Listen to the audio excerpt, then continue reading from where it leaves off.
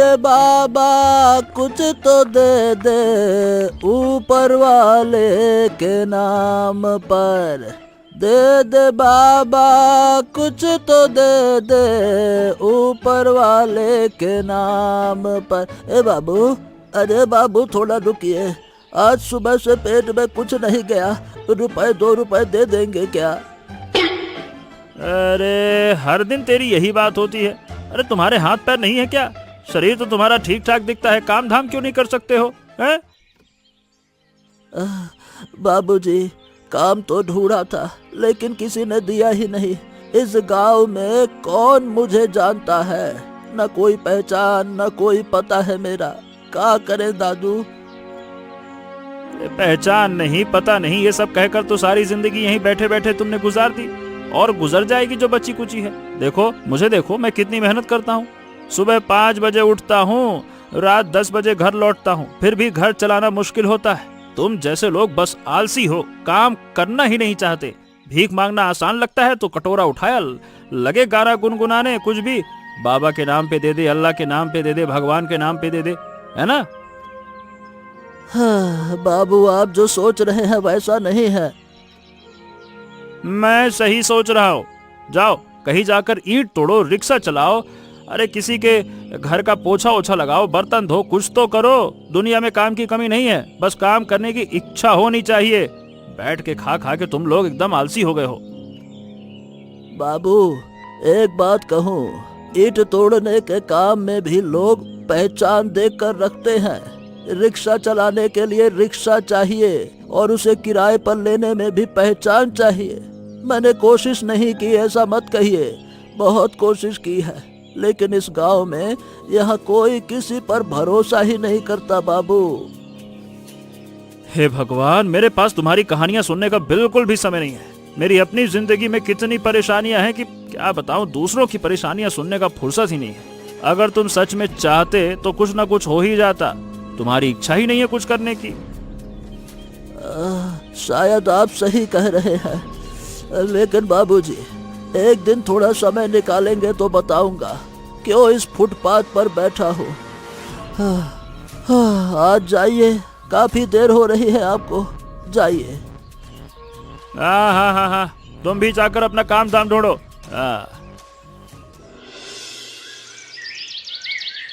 आज बाजार गए थे, प्याज और आलू खत्म हो गए हैं।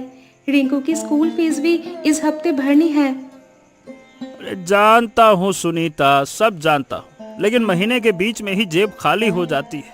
चलो महाजन से पैसे उधार लेने का सोच रहा हूँ, लेकिन पिछले महीने भी लिया था, बार बार मांगूंगा तो नौकरी भी चली जाएगी। तुम खुद को इतनी परेशान मत करो।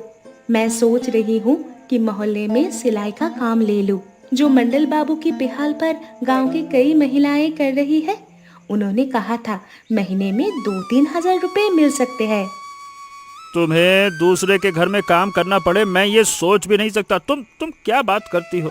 अरे भाई, मैं पुरुष हूँ, घर चलाने की जिम्मेदारी मेरी है। मैं दुगनी मेहनत करूंगा, लेकिन तुम बाहर कहीं नहीं जाओगी, समझ गई? ये दूसरे के घर का काम नहीं है, और तुम अकेले सब बोझ क्यों उठाओगे? अरे सुनीता, तुम समझोगी नहीं क्या? लोग क्या कहेंगे सोचा है? कहेंगे कि राजेश कुमार की बीवी बाहर सिलाई करती है, मतलब आदमी घर नहीं चला पा रहा। मेरी तो क्या कहूँ, मेरी इज्जत का भी तो सवाल है, थोड़ा सोचा तो करो। इज्जत भूखे पेट कोई नहीं देखता, और सिलाई कोई छोटा काम नहीं है। कितनी महिलाएं इससे अपने पैरों पर खड़ी हो रही है। अरे ठीक है भाई, ठीक, बाद में देखा जाएगा। अच्छा ये बताओ, तुम वो क्या है वो, हाँ, सड़क वाले भिखारी बूढ़े को जानती हो? रोज सुबह वहीं बैठता है। छतरी वाला आदमी? हाँ जानती हूँ, क्यों? अरे कुछ नहीं, आज भी पैसे मांग रहा था। ऐसे स्वस्थ शरीर से भीख मांगना देखकर ना, मतलब उसको देखकर ही गुस्सा आता है। एकदम हष्ट पुष्ट है और बस अल्लाह के नाम पे दे दे, भगवान के नाम पे दे दे। अरे हम इतनी मेहनत करते हैं, वो तो क्या उसको दान देने के लिए करते हैं? वो बस चुपचाप हाथ फैला के बस कमाई कर लेता है बैठे बैठाए। तुम जानते हो वो आदमी भीख क्यों मांगता है? बिना जाने इतना गुस्सा क्यों करते हो? अरे जानने की क्या जरूरत है, जो आंखों से दिखता है वही सच है। स्वस्थ आदमी सड़क पर बैठकर हाथ फैला रहा है अब इसमें क्या जानना है? इतना ही काफी है समझने के लिए उसे कि वो एक नंबर का आलसी, बेकार, निकम्मा, कामचोर है जो भीख मांग के जिंदगी गुजार रहा है, बस। हमेशा जो आंखों से दिखता है वही पूरा सच नहीं होता। अरे हाँ हाँ ठीक है, सो जाओ, कल सुबह जल्दी उठना भी है, जाना है। दादू आ जाए हो, बैठो बैठो बैठो। आज चटनी ना बहुत अच्छी बनी है, कच्ची लाल मिर्च डालकर बनाई है, बहुत तीखी हो गई है। अरे छोटू, तुम तो मुझे रोज खिला देते हो, मेरे पास देने के लिए पैसा नहीं है, फिर भी तुम कभी मना नहीं करते हो। दादू मेरे पास ज्यादा कुछ नहीं है, लेकिन 2 फुचके तो दे ही सकता हो ना। तुम तो यहाँ मेरे एकमात्र दोस्त हो, तो क्यों मना करूँगा। अच्छा छोटू, आज चटनी में क्या डाला है? इसकी खुशबू बड़ी अच्छी लग रही है। अरे दादू, आज बाजार से बिल्कुल ताजी कच्ची लाल मिर्च मिली है। रामलाल काका ने कहा था इसके ग्राहक बढ़ेंगे, इसीलिए आज ज्यादा पीस दी है। तुम खाकर बताओ ना कैसी लगी। ला दे तो दे दे दे दे, लेकिन ज्यादा तीखी मत देना, बूढ़ा आदमी हूँ, पेट सहन नहीं कर पाएगा, अब वो जवानी थोड़ी रही। तो मैं कम तीखी दूंगा, चिंता मत करो। ये लो। अरे वाह वाह वाह वाह वाह, बहुत बढ़िया बहुत बढ़िया। अरे 10 साल का बच्चा अकेले इस गांव में रहकर इतना अच्छा फुचका बनाता है, सोचकर ही हैरानी होती है। लेकिन सुनो, तुम इस सड़क पर सावधान रहना। गांव है लेकिन आजकल शहर जैसी गाड़ियां चलती हैं, लोग देखकर नहीं चलते हैं।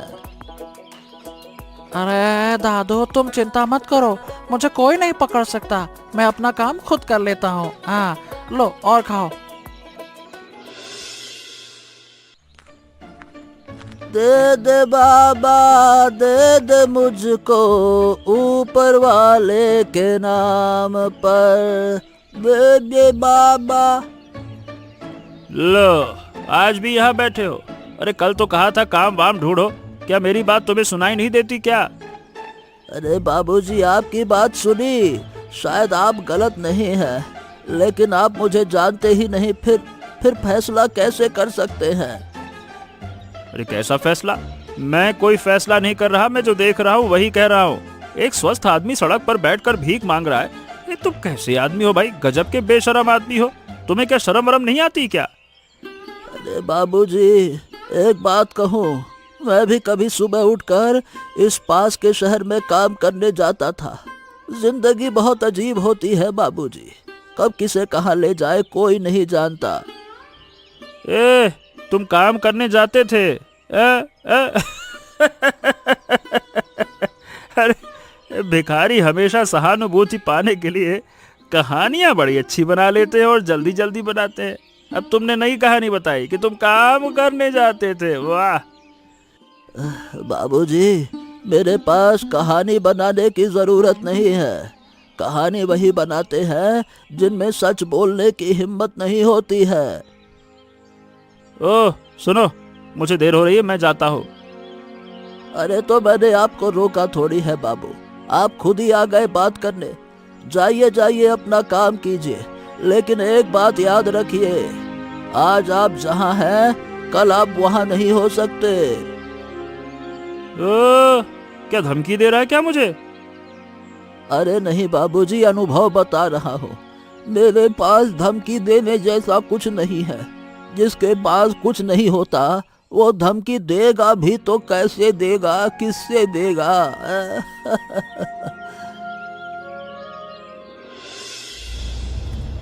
छोटू! क्या हुआ तुम्हें? काम में कुछ हुआ क्या? महाजन से फिर झगड़ा हुआ क्या? खाना ठंडा हो रहा है, आओ खा लो। सुनीता, आज मैंने एक चीज देखी जिसने मुझे अंदर तक हिला दिया। वो भिखारी है ना, अरे वही बूढ़ा जिसे मैं रोज अपमानित करता हूँ, आलसी कहता हूँ, कामचोर कहता हूँ, निकम्मा कहता हूँ। तुम्हें पता है, आज उसने एक बच्चे की जान बचाई। एक गाड़ी तेजी से आकर उसे कुचलने वाली थी, वो बूढ़ा दौड़कर बच्चे को खींच कर ले गया। बचा लिया उसने बच्चे को। अपने हाथ में चोट भी खा ली उसने, खून भी बह रहा था बूढ़े के हाथ से, फिर भी बच्चे को संभाल रहा था। यही तो मैं हमेशा कहती हूँ, तुम बहुत जल्दी लोगों का फैसला कर देते हो। बिना जाने बिना समझे किसी को भी दोष दे देते हो, ये गलत है। तुम सही कह रही हो। शायद मैंने बहुत बड़ी गलती की सुनीता। मैंने पिछले कुछ दिनों में उसे जो कुछ भी कहा, अब तो सोचकर शर्म आती है।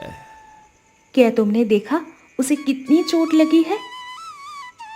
अरे हाथ बहुत कट गया, लेकिन उससे भी ज्यादा जो मुझे झटका लगा, वो बच्चे को कितने अपनेपन से संभाल रहा था।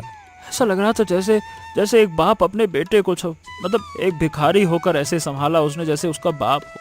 हमारे पास तो घर है, सब कुछ है, फिर भी हम किसी को अपना नहीं बना पाए।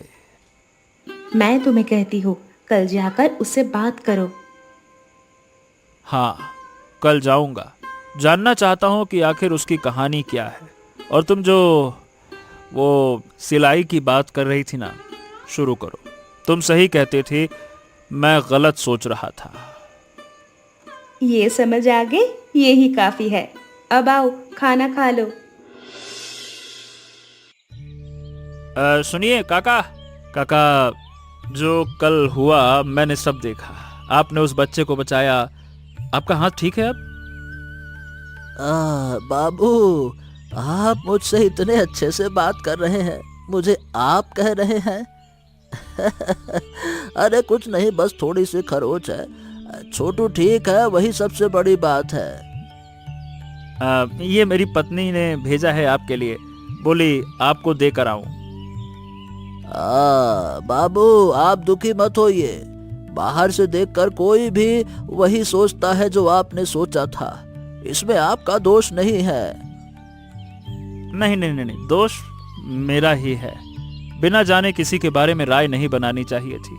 आप कल मुझे कुछ कह रहे थे, आप मतलब पहले काम करते थे, क्या ये सच है? वो बड़ी लंबी कहानी है बेटा। आपके पास काम है, आप जाइए। आज आप आए हैं और जिस तरह से बात कर रहे हैं, बस वही मेरे लिए बहुत है। और सच कहूँ तो बहुत दिनों बाद किसी ने इंसान की तरह बात की है। नहीं नहीं नहीं, वो बात नहीं है। मैं सुनना चाहता हूँ। आज शाम को मैं आऊंगा, आप यहीं रहेंगे ना? मैं और कहाँ जाऊंगा बाबू, ये सड़क ही मेरा पता है, यही मेरा ठौर ठिकाना है। दे दे मुझको, दे दे दे। हाँ, तो अब बताइए। बाबूजी, मैं हूँ भोलानाथ सेन। कभी डाक विभाग में काम करता था, चिट्ठियां बांटता था, पैसों का हिसाब रखता था। लोग मुझे भोला डाक बाबू कहते थे। पत्नी थी, एक बेटी थी सुमित्रा। फिर क्या हुआ? फिर पत्नी बीमार पड़ गई। पहले समझ नहीं आया, लगा साधारण कमजोरी है। जब पता चला कि बीमारी गंभीर है, तब तक बहुत देर हो चुकी थी। इलाज में सब चला गया, जमा पूंजी, घर, जमीन सब। महाजन से कर्ज लिया, हर महीने कर्ज बढ़ता चला गया। तनख्वाह वही की वही रही। और फिर एक दिन सब खत्म हो गया। क्या बात कर रहे हैं? और आपकी बेटी? बेटी को बचाने के लिए रिश्तेदारों के पास छोड़ दिया। सोचा था कुछ दिनों में सब ठीक करके वापस ले आऊंगा, लेकिन कर्ज चुकाने में नौकरी से कई दिन अनुपस्थित रहा तो नौकरी चली गई। कर्ज बढ़ता चला गया, कर्ज कम नहीं हुआ। रिश्तेदारों ने बेटी लौटा नहीं दी, कहा तुम क्या खिला पाओगे। फिर उन्होंने उसकी शादी कर दी दूसरे गांव में। मुझे पता भी नहीं चला। एक दिन जाकर देखा तो घर बंद था। लोगों ने बताया सुमित्रा की शादी हो गई। कहाँ गई, कैसी है, कोई नहीं जानता। आपने ढूंढा नहीं काका? ढूंढा बेटा, ढूंढा। पैदल 3 गांव घूम चुका हूँ। हर जगह लोग कहते हैं हम नहीं जानते। इतने बड़े देश में एक लड़की को ढूंढना मेरे जैसे आदमी के बस की बात नहीं है। थाने भी गया, पुलिस से कहा, लेकिन पुलिस ने कहा बाद में देखेंगे। वो बाद आज तक नहीं आया बेटा, आज तक नहीं आया। हाँ, मैं सच नहीं जानता था, सच में। जो मैंने आपसे कहा उसके लिए मुझे माफ कर दीजिएगा। अरे छोड़ दीजिए बाबू, जिंदगी है बाबू, जिंदगी सबको सिखा देती है। आप मुझे देखिए, गंदी धोती और टूटी छतरी के साथ बैठा हूँ, लेकिन अंदर बहुत बड़ा दर्द है। हर सुबह छोटू का चेहरा देखता हूँ तो अपनी बेटी याद आ जाती है और फिर मरने का मन नहीं करता। अरे ओ लड़के, ओ इधर आ, पानी है क्या? गाड़ी गंदी हो गई, थोड़ा साफ करना है। आप उस दिन ये गाड़ी चला रहे थे ना, आप ही थे ना, है ना? किस दिन? कौन सा दिन? अरे जिस दिन रात में बारिश हो रही थी, आपकी गाड़ी मेरे ठेले से टकरा गई थी। मैं लगभग कुचल ही जाता। मेरे भोलानाथ दादा ने मुझे खींच कर बचाया, नहीं तो आज मैं जिंदा नहीं होता। आपने गाड़ी रोकी नहीं, एक बार भी पीछे मुड़कर देखा नहीं, हैं? क्यों? ओ तो वो तू था। देख भाई, बारिश में ऐसा होता रहता है, मुझे दिखा नहीं। और तू तो जिंदा है ना, फिर इतना क्यों सोच रहा है? हाँ, क्या बात कर रहे हैं आप। वाह वाह वाह, मेरा ठेला टूट गया, मेरी 3 दिन की कमाई चली गई, दादा के हाथ में चोट लग गई और आप बिना रुके चले गए। आपके लिए हमारी जान की कोई कीमत नहीं क्या? हम गरीब हैं तो क्या आप हमारे ऊपर गाड़ी चढ़ा देंगे और हम कुछ बोल भी नहीं सकते? ओए ओए ओए ओए, तू कुछ ज्यादा ही बोल रहा है। जानता है मैं कौन हूँ? मेरे पिता ठाकुर प्रताप सिंह हैं। इस इलाके में उनका नाम सुनकर लोग कांपते हैं। जरा तमीज से बात कर मुझसे, समझा? आपके पिता कौन हैं, इससे मुझे कोई फर्क नहीं पड़ता। मैं बस इतना जानता हूँ कि आपने मुझे कुचलते कुचलते छोड़ दिया। नौटंकी कहीं का। ये ले, मुआवजा पकड़ और ज्यादा बकवास मत कर। नहीं नहीं नहीं नहीं, मुझे पैसे नहीं चाहिए, बस दादा से माफी मांग लीजिए। उनका हाथ अभी भी देखिए पट्टी बंधी हुई है, पुराने कपड़े की पट्टी से।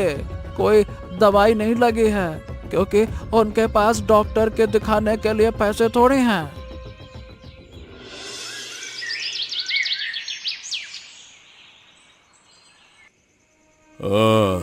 क्या बात है, ऐसे मुंह लटका कर क्यों खड़े हो? कोई समस्या है क्या? पिताजी, कुछ दिन पहले एक घटना हुई थी। बारिश के दिन मैं गाड़ी चला रहा था, थोड़ा तेज थी रफ्तार। एक फुचका बेचने वाले बच्चे के ठेले से ठोकर लग गई। बच्चा लगभग गाड़ी के नीचे आ ही गया था। एक भिखारी बूढ़े ने उसे खींच कर बचा लिया, नहीं तो बहुत बड़ा हादसा हो जाता।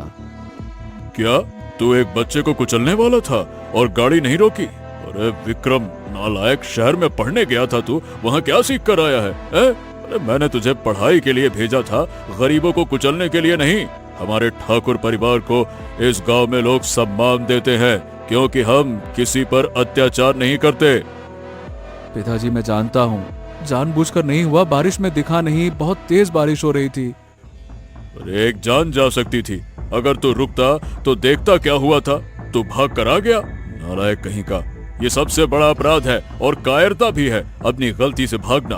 मैं अपने बेटे को कायर नहीं देखना चाहता, बेवकूफ कायर कहीं का।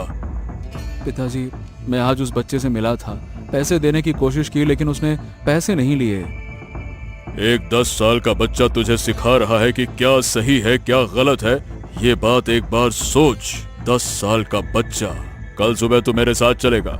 उस बूढ़े भिखारी और बच्चे को ढूंढेंगे, उनसे माफी मांगेंगे और जो नुकसान हुआ है वो पूरा करेंगे। और उस बूढ़े का हाल चाल भी देखना होगा, जिसने अपनी जान जोखिम में डालकर किसी और को बचाया।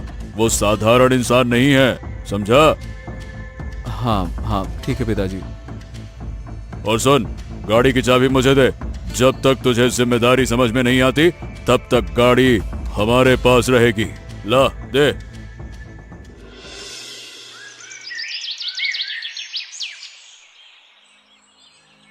आप भोलानाथ जी हैं? मेरा मतलब है, मेरी गाड़ी ने बारिश वाली रात में छोटे के ठेले को टक्कर मार दी थी। मैं आपसे माफी मांगने आया हूँ। मैंने गाड़ी नहीं रोकी, वही मेरी सबसे बड़ी गलती थी। अगर आप नहीं होते तो वो बच्चा शायद आज जिंदा नहीं होता। मैं माफी चाहता हूँ। आप लोग कौन हैं? मैं ठाकुर प्रताप सिंह हूँ। ये हमारा बेटा विक्रम है। भोलानाथ जी, मेरे बेटे से बहुत बड़ी गलती हो गई। मैं उसकी तरफ से आपसे माफी मांगता हूँ और जो भी हम मदद कर सकते हैं करना चाहते हैं।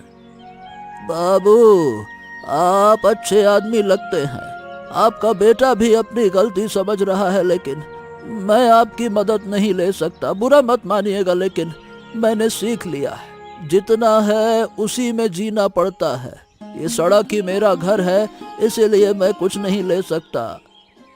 अरे लेकिन काका भोलानाथ जी, आप सड़क पर रहते हैं, ये भी कोई जिंदगी है क्या? हम आपकी मदद करना चाहते हैं दिल से।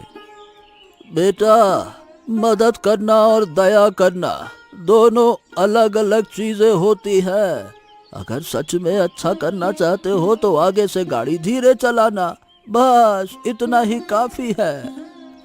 मैं दया नहीं कर रहा हूँ भोलानाथ जी, मैं एक कर्ज चुकाना चाहता हूँ, अपने बेटे की गलती का कर्ज। आपने एक जान बचाई है, ये कोई छोटी बात नहीं है। इसे दया मत कहिए, ये हमारा कर्तव्य है। ठाकुर जी, मैं आपकी बात समझता हूँ। आपका दिल भी अच्छा है, ये दिखता है, लेकिन यही मेरी जिंदगी है। ये सड़क, ये फुटपाथ, ये टूटी छतरी, यहीं से यहाँ से मैं कहीं नहीं जाऊंगा। और मैंने उस दिन छोटे को किसी इनाम के लिए थोड़ी बचाया था, ये मेरा अपना है।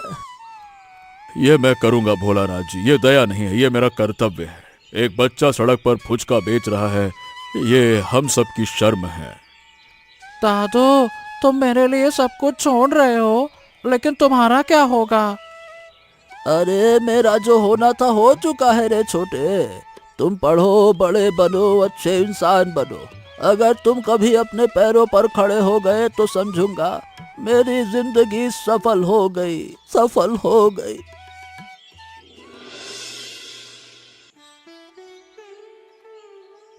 नमस्कार। छोटे को देखकर तो वाह वाह वाह वाह, पहचानना मुश्किल हो गया। बिल्कुल साहब लग रहा है, क्या बात है। देखिए बाबू, ये मेरा नाती है, स्कूल जा रहा है। मेरे पास कुछ नहीं है, लेकिन ये लड़का बड़ा होगा ना, यही सोचकर दिल भर जाता है। छोटू, स्कूल कैसा लग रहा है? अच्छा लग रहा है राजेश काका, लेकिन मैं फुचका बेचना नहीं छोड़ूंगा। छुट्टी के दिन बेचूंगा। दादू को तो खिलाना है ना, और मेरे फुचके कच्ची लाल मिर्च की चटनी के साथ सबको पसंद है, उसे तो बंद नहीं किया जा सकता।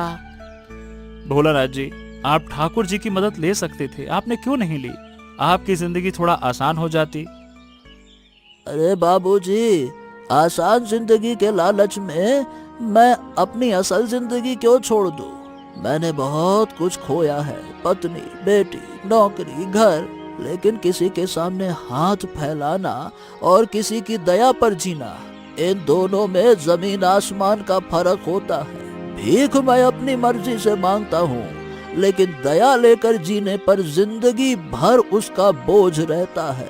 मैं बुढ़ापे में नया बोझ नहीं चाहता भाई। समझ गया, लेकिन काका सर्दियां आने वाली हैं, सड़क पर रात काटना मुश्किल होगा।